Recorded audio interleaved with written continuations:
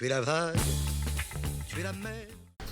Hey everyone, how's it going? We're going to be doing a bit of a different video here. It's a bit of a list video, I guess. So we're going to be touching on 3 reasons why I think you're not cooking at home. You know, to start off, I think having a clean kitchen, number one thing is having a clean, organized, and pretty free, open kitchen if you can. I know you might live in an apartment with a pretty cramped kitchen, but that's even more reason to get it together, Not just talking about your kitchen here, like just get it together. Getting back to our main argument here is that everything should be within arm's reach from your stove. So if something, does happen where you forget an ingredient or you forget a spice and then it dawns on you, you can just quickly reach that. As you can probably tell from my videos, right above my stove I have all of my spices and a lot of my soy sauces and things like that, just to whip up a sauce really quick, so it's not like I have to go to the pantry and do all of that.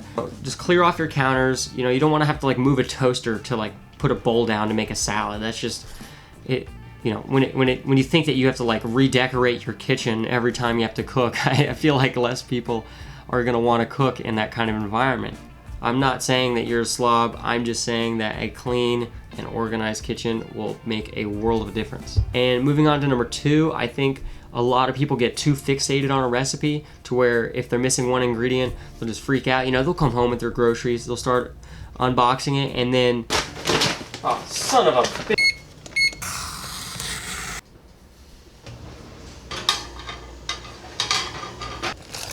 For full disclosure, I never make lists and I forget things all the time, but I don't let that stop me. I still cook, and then I can see, after, okay, that's why that ingredient might be so important, I mean, there's certain things, like if you're gonna make kimchi fried rice, you have to have kimchi. I mean, it would be fried rice without it, which would still be great, but, you can't really make kimchi fried rice without kimchi. Just don't focus too much on the recipe, focus on big picture, which is just cooking. And as long as you're doing that, you're doing something right. And for number 3, talk about overthinking cooking in general. A lot of people get too wrapped up in the fact that they're not making beautiful food. And honestly, one thing that might help you achieve that, if you have super bright colored, ornate looking plates with a bunch of designs on them, maybe opt for something, just more white or something. White plates help with contrast, and it's a very neutral plate to work with in terms of color. So it just helps bring out how good the great food that you're making looks. It's not about making gourmet or high quality, or obviously everything's going to be high quality because you're great at cooking, right? I mean, you're watching all the videos, learning all the stuffs. Yeah, you're a rock star out there.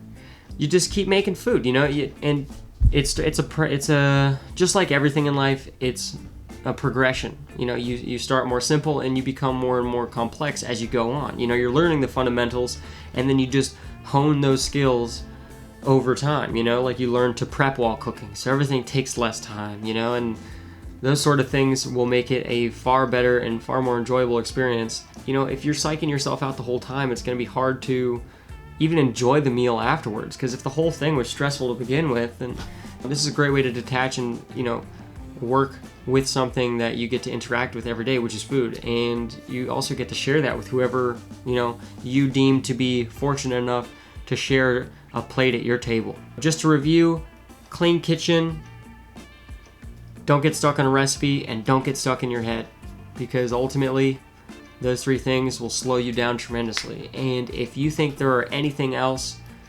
that was stopping you from cooking initially, if you have any personal stories, please share that in the comments. I'd love to hear it. And if you want to see anything about how to maybe set up a kitchen for some streamlined cooking, leave that in the comments. Let me know what you think. If you want to see any more list-esque content videos like this, then it's a nice change for me, and I think that we can touch on some more broad points that I don't want to draw out in a recipe video.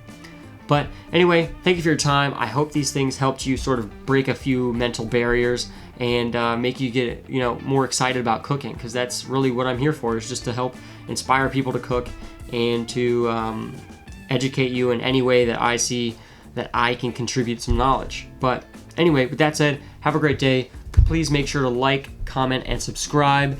Ring the bell if you haven't already, because apparently that's really necessary and you won't see videos that I'm making otherwise. But anyway, Have a good one, and I'll see you guys later.